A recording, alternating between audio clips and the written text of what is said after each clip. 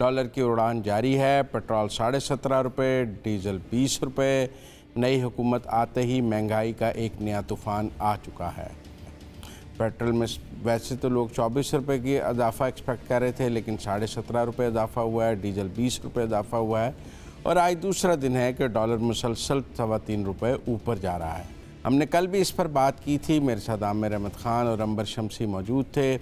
हमने इस पर बात की थी। मैं आमिर साहब के पास जाऊंगा। कल भी आमिर साहब का मौक़िफ़ था कि अगर कोई वज़ीर ख़ज़ाना होता भी तो यही होना था। तो गुफ्तगू वहीं से शुरू करते हैं। आमिर अहमद ख़ान साहब, अब अगर कोई वज़ीर ख़ज़ाना होता भी जो मेरे और आपके गुफ्तगू करने तक तो अभी मौजूद नहीं है और उसका नाम भी सामने नहीं आया, कहते हैं आज रात आ जाएगा, तो तब भी यही होता। मुज़म्मिल भाई, आपने वो कहा ना कि नई हुकूमत के आते ही ये 20 रुपए का इजाफा हुआ है, तो मैं फिर वही कहूँगा जो आप बात कर रहे थे कि पिछली हुकूमत भी होती ना तो फिर भी यही होना था, और उससे पिछली हुकूमत होती फिर भी इस वक्त यही होना था। आप अपनी ऑप्शंस खो बैठे हैं। Let's all understand this, let's all agree कि हमारे पास वो जो एक रूम होता है ना, एक स्पेस होती है कि आप जिसके अंदर अपनी फिस्कल पॉलिसीज़, अपनी मॉनेटरी पॉलिसीज़ जो हैं उनको तय करें, और इस तरह से तय करें कि कम से कम एकदम से आवाम के ऊपर इस महंगाई का बोझ जो है, और ख़ास तौर पर basic commodities like oil prices, like petrol prices, जिसका फिर एक रन डाउन इफ़ेक्ट होता है, और जिन चीज़ों के ऊपर उसका बराह रास्त असर नहीं भी होता तो भी हमारे ताजर बिरादरी जो है वो उसको बहाना बनाकर अपनी कीमतें और से और बढ़ा देती है।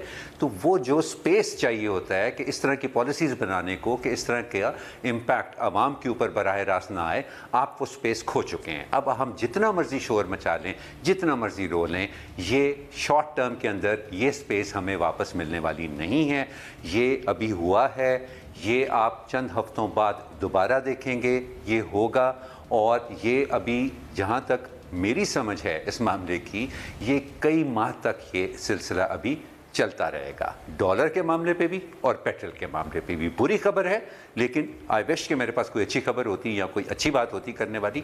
इस मामले पर आई एम सॉरी, मेरे पास नहीं है। जी अंबर, वो आमिर साहब कहते हैं पिछली हुकूमत होती, उससे पिछली होती। वो मैं आज उमर अयूब साहब का एक क्लिप देख रहा था कि वो कहते थे कि जुलाई में पेट्रोल जो है ना वो 310 रुपये लीटर हो जाएगा। तो वो आमिर साहब कहते हैं कि कुछ भी होता, हमारे साथ यही होना था, हमारा कोई परेशान हाल नहीं हो सकता। तो मुझे बताएं मुज़म्मिल साहब, अगर बैनुल-अक़वामी कीमतें बढ़ रही हैं और आप ना बढ़ाएं तो क्या होगा? पेट्रोल की सब्सिडी हो जाएगी, फिर आप वही कहेंगे जो हम इमरान खान साहब के बारे में कहते थे कि पेट्रोल की सब्सिडी तो दे दी, बजट में पैसे नहीं है, IMF के साथ मुआहदा किया हुआ है, वगैरह वगैरह वगैरह। तो ये बात तो आमिर साहब बिल्कुल सही कह रहे हैं ना कि इस वक्त मजबूरी है, क्या कर सकते हैं, कुछ इस वक्त फिलहाल तो नहीं कर सकते। बस फर्क यही है, और मेरा भी कल भी यही मौक़िफ़ था कि किसी को हम जिम्मेदार नहीं ठहरा सकते। नफरत जो हमने, हमारा गुस्सा इस वक्त, अगर आप देख रहे हैं कि जब लोगों से बात हो रही है इस वक्त सारे टीवी चैनल्स पे यही सवाल पूछा जा रहा है लोगों से, वो गुस्से में है, उनको पता चल गया है। यानी कि वो जो गुस्सा था इसहाक डार के खिलाफ, वो जो गुस्सा था इससे कबल शौकत तरीन के खिलाफ या इमरान खान या शहबाज शरीफ के खिलाफ, वो सब भूल जाएंगे। तो ये तो फिर सियासी जमातों को कुछ ना कुछ फायदा ही हुआ ना। नहीं, पर मैं ये समझता हूँ कि देखें इन्फ्लेशन ऑलरेडी 28% पे थी। अब पिछले 3 दिन में जो हुआ है, आपका 6.5 रुपये जो है डॉलर बढ़ गया है इंटर बैंक में। मैं को ओपन मार्केट तो कहते हैं मिल ही नहीं रहा है। आपने पेट्रोल 17.5 रुपये बढ़ा दिया है, आपने डीजल 20 रुपये बढ़ा दिया है। मैं देख रहा था कि रेलवे ने किराए 10 से 15% बढ़ा दिए हैं। चलें हम बाई एयर किरायों की तो बात नहीं करते, उनमें अंबर जैसे अमीर लोग सफ़र करते हैं, लेकिन हम ट्रेन की तो बात करें, बस की तो बात करें, तो उनके किराए बढ़ गए हैं, मोबिलिटी मुश्किल हो गई है। जो ज़िंदा रहने की बुनियादी चीज़ें हैं, जिसके मतलब आप रोटी खाए बगैर ज़िंदा नहीं रह सकते, वो थोड़ा 1-2 बल्ब जलाए बगैर ज़िंदा नहीं रह सकते, अंधेरे में नहीं रह सकते, ये सब कुछ भी एक मिडिल क्लास के लिए मुश्किल हो गया है। मतलब ये आमिर साहब का मौक़िफ़ अपनी जगह अगर मैं मान भी लूँ कि जी कोई भी हुकूमत हो उसके पास इस वक्त कोई मसाइल का हल नहीं है, آپ اوپر سے افلاطون لے آئیں یا عوام کے لوگ لے آئیں یا ٹیکنوکریٹ لے آئیں، ہونا یہی ہے. مطلب ایک پکچر تو یہ ہے جو عامر صاحب ہمیں پیش کر رہے ہیں، لیکن یہ تو بڑی ہی ڈپریسنگ بات ہے کہ اگر ہم یہ کہیں کہ کچھ بھی نہیں ہو سکتا. اب پاکستان کی عوام کے لیے پیغام یہ ہے کہ آپ اس ظلم کے عادی ہو جائیں. آپ اپنی مرضی کی نئی حکومت بھی لے آئیں گے تو یہی ہوگا، آپ کچھ بھی کر لیں گے تو یہی ہوگا. There has to be a way out. لوگوں کے لیے زندہ رہنا مشکل ہو رہا ہے. بیسک نیسیسٹیز آف لائف کو، بچوں کو پڑھانا، آپس میں ایک دوسرے سے تعلق رکھنا بہت مشکل ہوتا جا رہا ہے.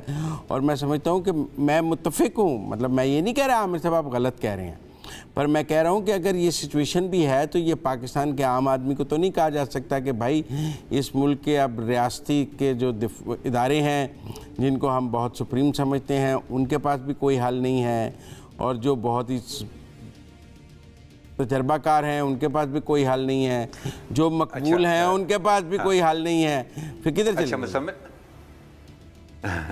نہیں، مزمل میں یہاں پر صرف اتنا کہنا چاہوں گا کہ دیکھیں شارٹ ٹرم حل کوئی نہیں ہے. یہ نہیں ہے کہ ایسا حل نہیں ہے، کوئی ایسا مسئلہ نہیں ہے پاکستان کو اس وقت درپیش جس کا حل نہ ہو. لیکن کیونکہ ہم نے اتنی دیر تک ہم نظریں چلاتے رہے ہیں اصل حل کی طرف آنے کے لیے، کیونکہ اس کی کوئی سیاسی قیمت ہوتی ہے. جب آپ مشکل فیصلے کرتے ہیں تو اس کی ایک سیاسی قیمت ہوتی ہے، اور وہ قیمت نہ ادا کر کے ہم لوگ اتنی دیر سے نظریں چلاتے رہے ہیں اصل حل سے کہ اب وہ شارٹ ٹرم میں ہمارے پاس اویلیبل نہیں رہا. یہ نہیں ہے کہ کبھی بھی نہیں ہوگا. آج اگر حکومت صحیح فیصلے لے، صحیح فیصلے کرنا شروع ہو تو ہاں شارٹ ٹرم پہ بہت مشکل آئے گی عوام کے اوپر، ایک عام آدمی کے اوپر. جس طرح سے آپ نے اس کو بیان کیا ہے وہ بالکل صحیح آپ نے کہا ہے، بہت مشکل آئے گی. لیکن آج اگر صحیح فیصلے لینے شروع ہو جائیں تو میڈیم ٹو لانگ ٹرم کے اندر بالکل 100% ہم بہتری ایکسپیکٹ کر سکتے ہیں. لیکن یہ پچھلے کئی سالوں سے جو چکر چل رہا ہے نا پاکستان کے اندر، اس کی وجہ سے ہم نے وہ سپیس کھو دی ہے کہ ہم کوئی ایسا کام کریں جس میں شارٹ ٹرم کے اوپر یہ بوجھ جو ہے وہ عوام کے اوپر نہ پڑے. امبر میں یہ کہوں گی کہ دیکھیں ہم ہر بار جب بجٹ آتا ہے اور میڈیا کی طرف سے بھی دباؤ آتا ہے، اب تو امبر ہر 15 دن بعد بجٹ آتا ہے. اب کون سا بجٹ آتا ہے؟ میں بات تو مکمل کرنے دیں. میں یہ کہنا چاہ رہی ہوں کہ اب میڈیا کی طرف سے دباؤ آتا ہے، لوگوں سے رائے لی جاتی ہے، یہ کہا جاتا ہے عوام کو کب ریلیف ملے گا، عوام کو کب ریلیف ملے گا. یہ جو پچھلے کئی سالوں سے، کئی دہائیوں سے میں کہوں گی، عوام کو ریلیف دینے کے چکر میں، اپنی سیاسی میرے خیال میں دکان کو چمکانے کے لیے چکر میں وہ سپیس ختم ہو گیا نا.